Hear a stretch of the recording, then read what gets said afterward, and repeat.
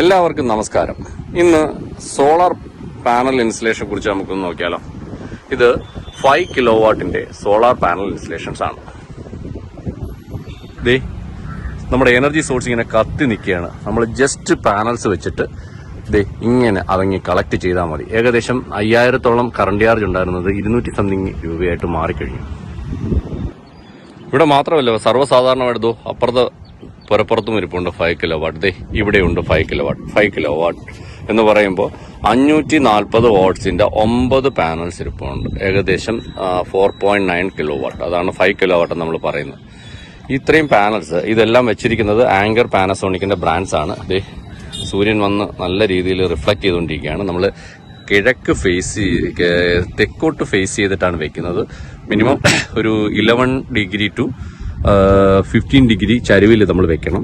ഈ വെക്കുന്ന സാധനങ്ങൾ കൃത്യമായിട്ട് അടുക്കി നമ്മൾ ഇത് വെച്ചിട്ടുണ്ട്. ഏകദേശം ഏതാണ്ട് 3 നിലയുടെ ഹൈറ്റിന് മുകളിലാണ് ഇപ്പോൾ ഇരിക്കുന്നത്. 2 നില, അതിന് മുകളിലൊരു റൂഫ് വർക്ക്, സ്ട്രെസ് വർക്ക് ഉണ്ട്. അതിനുശേഷം അതിന് മുകളിലാണ് വെച്ചിരിക്കുന്നത്. അതുകൊണ്ട് തന്നെ മറ്റുള്ള നിഴലുകളോ കാര്യങ്ങളോ ഒന്നും നമുക്ക് ഇതിനകത്ത് അടിക്കുന്നില്ല. അതുകൊണ്ട് തന്നെ മാക്സിമം പ്രൊഡക്ഷൻ നമുക്ക് യൂസ് ചെയ്യാൻ പറ്റും. ഇത് ബൈഫേഷ്യൽ 2 സൈഡിൽ നിന്നും പ്രൊഡക്ഷനുള്ള സോളാർ പാനൽസ് ആണ്. പക്ഷേ നമുക്കിത് ഇത്രയും ഹൈറ്റിലായതുകൊണ്ട് തന്നെ ഇവിടെ ഒരു ഗ്യാപ്പ് ഇട്ട് വെച്ച് കഴിഞ്ഞാൽ കാറ്റ് പിടിക്കുക എന്നുള്ളതാണ് നമ്മൾ ഇങ്ങനെ തന്നെ ചെയ്തത്. ആക്ച്വലി ബൈഫേഷ്യൽ വരുന്ന സമയത്ത് നമ്മളതൊരു സ്ട്രെസ് വർക്ക് ചെയ്ത് ഒരു ഇച്ചിരി ഹൈറ്റിൽ വെച്ചിട്ട് താഴെ ഏതെങ്കിലും വൈറ്റ് കളറോ മറ്റോ അല്ലെങ്കിൽ അങ്ങനെ റിഫ്ലക്ട് ചെയ്യുന്ന എന്തെങ്കിലും കൊടുത്തു കഴിഞ്ഞാൽ ഇതിന്റെ പ്രൊഡക്ഷൻ കുറച്ചും കൂടെ ഇൻക്രീസ് ആവും. ബട്ട് ഇതും കുഴപ്പമില്ല. ഒരു 5 കിലോവാട്ട് എന്ന് പറയുമ്പോഴത്തേക്ക് നമുക്ക് നല്ലൊരു സണ്ണി ഡേയിൽ ഒരു 26-27 യൂണിറ്റ്സ് ഒക്കെ നമുക്ക് പ്രൊഡക്ഷൻ നടക്കും. ഇതിൽ മസ്റ്റായിട്ട് നമ്മളൊരു കാര്യം ചെയ്യേണ്ടത് ഈ ലൈറ്റ്നിങ് അറസ്റ്റർ വെക്കണം. പലപ്പോഴും അവരുടെ സ്കോപ്പിൽ ചിലപ്പോൾ ലൈറ്റ്നിങ് അറസ്റ്റർ ആദ്യം ഉണ്ടാകത്തില്ല. പക്ഷെ നമ്മൾ പറഞ്ഞ് ആ ലൈറ്റ്നിങ് അറസ്റ്റർ വെക്കേണ്ടത് വളരെ അത്യാവശ്യമാണ്. അതുപോലെ മെയിൻ്റനൻസ് ഒന്നും നമുക്ക് അത്യാവശ്യം വലുതായിട്ട് വരുന്നില്ല. ഇടയ്ക്കൊന്ന് കഴുകി കൊടുക്കണം. അപ്പോൾ അതിന് വേണ്ടിയിട്ട് നമ്മൾ എന്തോ ചെയ്താൽ ഒരു സ്ട്രെസ് വർക്ക് ഇതിനകത്ത് ചെയ്ത് കാണിച്ചിട്ടുണ്ട്. സ്ട്രെസ് വർക്ക് എന്ന് പറയുമ്പോൾ നമുക്ക് കയറി നിൽക്കാൻ സ്റ്റെപ്പ് ഇറങ്ങി ഇതിൻ്റെ മുകളിലേക്ക് വന്നിട്ട് ഇതുവഴിയാണ് നമ്മൾ ഇങ്ങോട്ട് സ്ട്രെസ് വർക്കിലേക്ക് കയറുന്നത്. ഇതിലേ ഈ ഒരു ചാനൽസിലൂടെ നമ്മൾ വന്നു കഴിഞ്ഞാൽ നമുക്ക് കറക്റ്റായിട്ട് ഇതിനകത്തുള്ള പൊടികളൊക്കെ വേണമെങ്കിൽ ക്ലീൻ ചെയ്യാൻ ഒരു നല്ല ഇതിനകത്ത് അത്യാവശ്യം ഇതിൻ്റെ സെൻട്രൽ സൈഡിലൂടെ നടന്നു പോയാൽ വലിയ കുഴപ്പമൊന്നുമില്ല. എങ്കിലും ഒരു ലോങ് സ്റ്റിക്കുള്ള ഏതെങ്കിലും ഒരു വൈപ്പർ ഉപയോഗിച്ച് നമുക്കിത് ചെയ്യാൻ പറ്റുന്നതാണ്. ഞാൻ പറഞ്ഞു ഇതിനകത്തത് ആങ്കർ പാനസോണിക്കിന്റെയാണ്. അതിപ്പം ഏകദേശം ഇവരുടെ ഗവൺമെന്റ് സബ്സിഡി ഉൾപ്പെടെ ഏതാണ്ട് 3.5 ലക്ഷം രൂപയോളം നമുക്ക് ആയിട്ടുണ്ട്. പക്ഷേ നമുക്ക് ഈ പാനൽസ് യൂസ് ചെയ്യാതെ വേറെ ഏതെങ്കിലും അപ്രൂവ്ഡ് ആയിട്ടുള്ള തന്നെ വേറെ ഏതെങ്കിലും നോൺ ബ്രാൻഡഡ് പാനൽസ് യൂസ് ചെയ്ത് കഴിഞ്ഞാൽ ഏകദേശം ഒരു 30,000 താഴെ മുകളിൽ കുറവ് വരാനുള്ള സാധ്യതയുണ്ട്. പക്ഷെ നമ്മൾ ആ ഒരു ബ്രാൻഡ് തന്നെ നോക്കി പോയിട്ട് ആങ്കർ പാനസോണിക്കിന്റെ പാനൽസുകളും മൈക്രോടെക്കിന്റെ ഇൻവെർട്ടറുമാണ് വെച്ചത്. അത് നമുക്ക് കാണാം, താഴെ കാണാം. ഇതാണ് നമ്മുടെ ലാഡർ അറേഞ്ച്മെന്റ്സ്. ഇതിലൂടെയാണ് നമ്മൾ മുകളിലോട്ട് കയറി പാനൽസിന്റെ അടുത്തേക്ക് പോകുന്നത്. ഇത് വളരെ ഇമ്പോർട്ടന്റ് ആണ്. നമുക്കൊരു മെയിൻ്റനൻസോ കാര്യങ്ങളോ വന്നു കഴിഞ്ഞാൽ ഈ പാനൽസ് ക്ലീൻ ചെയ്യാൻ വേണ്ടിയിട്ട് നമുക്ക് ഇത്തരം പ്രോപ്പറായിട്ടുള്ള സ്ട്രെസ് വർക്ക് ലാഡർ സംവിധാനം വളരെ മസ്റ്റാണ് കേട്ടോ. ഇവിടെ കാണാൻ പറ്റും നമ്മുടെ കേബിൾസ് ഒക്കെ കറക്റ്റായിട്ട് താഴോട്ട് ഇതുവഴിയാണ് പോയിരിക്കുന്നത്. നേരെ പാനൽസിന്റെ ഇൻവെർട്ടറിന്റെ അടുത്തേക്കാണ് പോയിരിക്കുന്നത്. പിന്നെ ലൈറ്റ്നിങ് അറസ്റ്ററിന്റെ ഒരു ലൈനും കൂടെ നമ്മൾ ഇതുവഴി അടിച്ചെടുക്കുന്നുണ്ട്. അതാണ് നമ്മൾ ആ ലൈൻസ് എല്ലാം അവിടെ കൊണ്ടുവന്ന് നേരെ നമ്മുടെ ഇൻവെർട്ടറിലേക്ക് കൊണ്ടുവന്ന് ഇന്നത്തെ DC AC കൺവെർട്ടർ ഉണ്ടാവും. ഈ ഇൻവെർട്ടർ മൈക്രോടെക്കിന്റെയാണ്. ഇതിനൊരു 10 ഇയർ വാറന്റി അവർ തരുന്നുണ്ട്. പാനൽസിന് 25 ഇയർ വാറന്റിയാണ്. അതിൽ തന്നെ 15 ഇയർ ഡയറക്റ്റ് വാറന്റിയും പിന്നെ 10 ഇയർ അവർ പ്രോറേറ്റാണ് പറഞ്ഞിരിക്കുന്നത്. അതായത് നമ്മൾ എത്ര നാൾ ഉപയോഗിച്ചു, ബാലൻസ് എത്ര നാളുണ്ട്, അതിനനുസരിച്ചുള്ള ഒരു പേയ്മെന്റ് കൊടുക്കുമ്പോൾ നമുക്ക് പുതിയ പാനൽസ് തരുന്ന ഒരു പരിപാടിയാണ് അവരതിനകത്ത് ചെയ്യുന്നത്. ഒരു ആപ്പ് കിട്ടുന്നുണ്ട് ഇതിന്റെ പ്രൊഡക്ഷനൊക്കെ അറിയാൻ വേണ്ടിയിട്ട്. നമ്മുടെ ഫോണിൽ അത് ഇൻസ്റ്റാൾ ചെയ്ത് കഴിഞ്ഞാൽ കാര്യം അറിയാം. അതല്ല നമുക്ക് ഇപ്പോൾ ഈ ഇൻവെർട്ടറിൽ വന്നാലും, ഇൻവെർട്ടർ ഒന്ന് ശ്രദ്ധിച്ചോളൂ, ഇൻവെർട്ടറിനകത്ത് വന്നാലും നമുക്കിത് ഇതിനകത്തുള്ള പ്രൊഡക്ഷൻസ് കാര്യങ്ങളെല്ലാം നമുക്ക് ഇതിലൂടെ ഇന്നിപ്പം പവർ ഇപ്പോൾ എടുത്തോണ്ടെങ്കിൽ 2.25 ആണ്. യൂണിറ്റ്സ് അല്ല കേട്ടോ, അത് എത്ര യൂണിറ്റ് പ്രൊഡ്യൂസ് ആണ് ടുഡേ 1.32 കിലോ വാട്ട്സ് ആണ് നമുക്ക് ഇതുവരെ. ഒരു യൂണിറ്റ് 32 വാട്ട്സിനാണ് നമുക്കിത് ഇതുവരെ പ്രൊഡ്യൂസ് ആയിട്ടുള്ളത്. രാവിലെ ആയിട്ടേ ഉള്ളൂ. ഒരു നല്ല ഫുൾ ഡേ നമുക്ക് കിട്ടുകയാണെന്നുണ്ടെങ്കിൽ മിനിമം നമുക്കൊരു 23 to 26 യൂണിറ്റ്സ് വരെ ഒരു ദിവസം പ്രൊഡ്യൂസർ ആവും. ചെയ്തിരിക്കുന്നത് അത്യാവശ്യം ക്വാളിറ്റി ബ്രാൻഡ്സ് ഒക്കെ തന്നെയാണ് നമ്മുടെ ബ്രേക്കേഴ്സ് ഒക്കെ ആയിട്ട് യൂസ് ചെയ്തിരിക്കുന്നത്. അത് വളരെ ഇമ്പോർട്ടന്റ് ആണ്. കാര്യം ഇതിനകത്ത് DC ആണ്. DC-ക്ക് നമ്മുടെ ഒരു ഡേഞ്ചറസ് സാധ്യത കുറച്ചുകൂടി കൂടുതലുള്ള സാധനങ്ങളാണ്. അപ്പോൾ അതിന്റെ ഒരു പ്രൊഡക്ഷൻ എപ്പോഴും DC പ്രൊഡക്ഷൻ എപ്പോഴും നമ്മൾ വളരെ ശ്രദ്ധിച്ച് ചെയ്യേണ്ടതാണ്.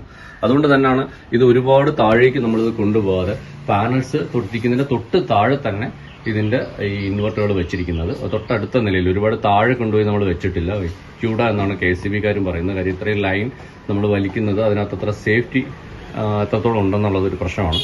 അതുകൊണ്ട് ഏറ്റവും അടുത്ത് തന്നെ നമ്മൾ ഇൻവെർട്ടർ വെച്ച് അവിടുന്ന് AC ആയി കൺവേർട്ട് ചെയ്തെടുക്കുക എന്നുള്ളതാണ് ചെയ്യേണ്ടത്. അതുകൊണ്ട് ഇത്രയും ഡിസ്റ്റൻസ് ഉണ്ട് നമ്മുടെ മീറ്റർ വരുന്നിടത്ത് നിന്ന് സോളാർ വെച്ചിരിക്കുന്നിടത്തേക്ക്. ഇത് നമുക്ക് കാണാൻ പറ്റും. ഇതിനകത്തിപ്പോൾ നമുക്ക് ഒരു അഡീഷണൽ അവർ വെച്ചിരിക്കുന്ന ഒരു മീറ്റർ ഉണ്ടാവും ഇതിനകത്ത് കാൽക്കുലേഷന് വേണ്ടിയിട്ട്. പിന്നെ നമ്മൾ ഇതിനകത്ത് വെച്ചിരിക്കുന്ന മീറ്ററിൽ തന്നെ നമ്മൾ 2-വേ മീറ്ററാണ്. 2 ഡയറക്ഷണൽ ബൈ ഡയറക്ഷണൽ മീറ്റർ എന്ന് പറയും. അതാണ് നമ്മൾ വെച്ചിരിക്കുന്നത്. സാധാരണ നമ്മുടെ മീറ്റർ മാറ്റി ഒരു ബൈ ഡയറക്ഷണൽ മീറ്റർ അവർ വെച്ച് തന്നിട്ടുണ്ട്. അത് തന്നിരിക്കുന്നത് ഈ നമ്മൾ അങ്ങോട്ട് കൊടുക്കുന്നതും ഇങ്ങോട്ട് നമ്മൾ എടുത്ത് യൂസ് ചെയ്യുന്നതിനുള്ള കറണ്ട് കാൽക്കുലേറ്റ് ചെയ്യാൻ വേണ്ടിയിട്ടാണ്. ഇത് നമ്മൾ ഇതിനൊരു ഫീസ് നമ്മൾ അവിടെ അടയ്ക്കുന്നുണ്ട്. പക്ഷേ ഒരു 7,000 രൂപ അടുപ്പിച്ച് നമ്മൾ അടയ്ക്കുമ്പോൾ ഉണ്ട് ഒരു 4,000 സംതിങ് രൂപ അവർ തിരിച്ച് തരുന്നുണ്ട് നമുക്ക്. അത് സബ്സിഡി ഇനത്തിൽ അത് തിരിച്ച് തരുന്നുണ്ട്. പക്ഷേ അത് നമ്മളെല്ലാം ഇൻസ്റ്റാളൊക്കെ ചെയ്ത് കഴിഞ്ഞ് കംപ്ലീറ്റ് ആയതിനു ശേഷം അവർ തരത്തുള്ളൂ. അത് ഈ ഡയറക്ഷൻ ഈ മീറ്ററിൻ്റെയൊക്കെ ചാർജസും കൂടെ ചേർത്തിട്ടാണ് വരുന്നത്. ഇതുകൊണ്ടൊരു മീറ്റർ അവർ വെച്ചിട്ടുണ്ട്.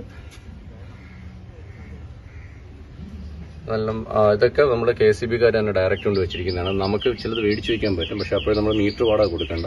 പക്ഷേ ഇതിൻ്റെയൊക്കെ മെയിൻ്റനൻസ് നമുക്ക് തന്നെ ആയിരിക്കും. അപ്പോഴതുകൊണ്ട് നമ്മൾ KCB-യിൽ തന്നെ പറഞ്ഞ് അവരെ കൊണ്ട് തന്നെയാണ് ഇതെല്ലാം ചെയ്യിപ്പിച്ചിരിക്കുന്നത്. നമുക്കിപ്പോൾ വരുന്ന ബില്ലുകൾ ഇതാണ്. 217 രൂപ, 180 രൂപ, 250 രൂപ, ആ റേഞ്ചിലാണ്. പക്ഷേ ഇത് ഒരു മാസത്തേക്കാണ് വരുന്നത്. സോളാറിന്റെ കസ്റ്റമേഴ്സിന് എല്ലാവർക്കും ഒരു മന്ത്ലിയാണ് അവർ ബില്ല് ചെയ്യുന്നത്. എന്താണെന്നറിയില്ല. അപ്പം നമുക്കൊരു 2 മാസം കൂടുമ്പോൾ നമുക്കൊരു 500 താഴെ നമ്മൾ അടയ്ക്കേണ്ടി വരും.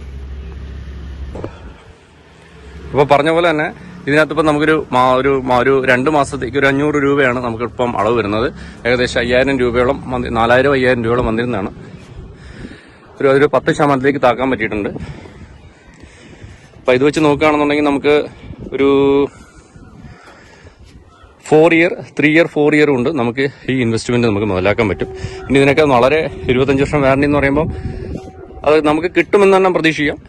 അപ്പോൾ അത്രയും വാറണ്ടി ഉള്ളതല്ലേ. എനിക്കിപ്പോൾ ഒരു 5,000 രൂപയോളം മാസം ലാഭിക്കാൻ പറ്റുന്നുണ്ട്. കാര്യം ഞാൻ ഇലക്ട്രിക് സ്കൂട്ടർ എടുത്തിട്ടുണ്ട്. പിന്നെ ഗ്യാസിന്റെ ഉപയോഗം വളരെ കുറച്ചു. ഇപ്പം കൂടുതൽ ഇൻഡക്ഷൻ കുക്കർ അങ്ങനെയുള്ള ഇലക്ട്രിക് ഐറ്റംസിലേക്ക് വന്നു. അപ്പോൾ നമ്മുടെ കുക്കിങ്ങും കുറെ കൂടെ കംഫർട്ടബിൾ ആയി. വലിയ ചൂടില്ല.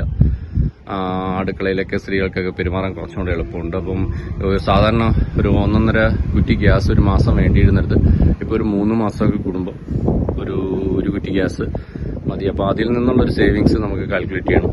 പിന്നെ ഒരു സ്ഥിരം ഓട്ടമുള്ളതായിരുന്നു. ഒരു 3,000-3,500 രൂപയുടെ പെട്രോൾ അടിച്ചുകൊണ്ടിരുന്നൊരു വണ്ടിയാണ് നമ്മളിപ്പോൾ ഇലക്ട്രിക്കിലേക്ക് മാറ്റിയത്. അപ്പോൾ അതിൻ്റെ ഒരു സേവിങ്സ്. പിന്നെ ഒരു 4,000 രൂപയോളം ഒരു ഇതുണ്ടായിരുന്നു, ഇലക്ട്രിസിറ്റി ചാർജ് വരുന്നുണ്ടായിരുന്നു. അപ്പം ഒരു മാസത്തേക്ക് 2,000 കൂട്ടിയാൽ അതിനകത്തുനിന്ന് അപ്പോൾ ഒരു 6 രൂപ അടുപ്പിച്ച് ഒരു മാസം എനിക്ക് സേവിങ്സ് ആണ്. അപ്പോൾ ആക്ച്വലി അതൊരു 3.5 ലക്ഷത്തിൽ സബ്സിഡി കഴിഞ്ഞ് 2.25 ലക്ഷം രൂപയാണ് ഞാൻ ഇതിനകത്ത് മുടക്കിയിരിക്കുന്നത്. എനിക്കൊരു 3-4 വർഷം കൊണ്ട് എന്തായാലും അത് തിരിച്ചെടുക്കാൻ കഴിയും. അപ്പോൾ ഒരു 25 വർഷം എന്ന് പറഞ്ഞാൽ പിന്നെ ഒരു 10 വർഷം ഇൻവെർട്ടറിന്റെ വാറണ്ടി തന്നെ നോക്കിയാൽ തന്നെ പിന്നെ ഒരു മിനിമം ഒരു 5-6 ഇയേഴ്സ് നമുക്ക് ഇത് യൂസ് ചെയ്യാം. അപ്പോൾ അതൊരു ബെനിഫിറ്റ് ആണ്. പിന്നെ പുതിയ ടെക്നോളജി വരുന്നതുണ്ട്. അപ്പോൾ ഇതിനെക്കാളി നല്ല ടെക്നോളജി, ബാറ്ററി സേവിങ്സ് ടെക്നോളജിയോ കാര്യങ്ങളോ ഒക്കെ ആയിട്ട് വന്നു കഴിഞ്ഞാൽ നമുക്ക് ഇതെല്ലാം ഓൺ ഗ്രിഡ് ആണ് നമ്മൾ ചെയ്തിരിക്കുന്നത്. അതായത് നേരെ KCB-ക്ക് കൊടുക്കുന്ന രീതിയിലാണ്. അതാകുമ്പോഴത്തേക്കും നമുക്ക് മെയിൻ്റനൻസ്, ബാറ്ററി മെയിൻറ്റെയിൻ ചെയ്യുന്ന എക്സ്പെൻസ് വരുന്നില്ല. ഡയറക്റ്റ് ഇത് ചെയ്യാം.